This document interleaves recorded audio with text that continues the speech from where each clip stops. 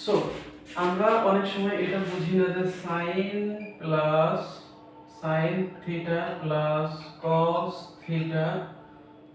Square সমান সমান কত।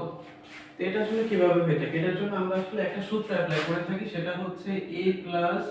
বি হোল স্কয়ার সমান সমান a square plus B square plus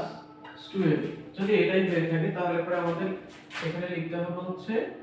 sin square a square, sin কে আমরা a ধরবো, cos কে b ধরবো, তাহলে sin square cos square theta plus সূত্রের 2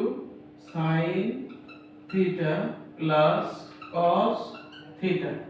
তাহলে sin square theta plus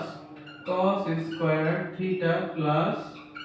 2 sin theta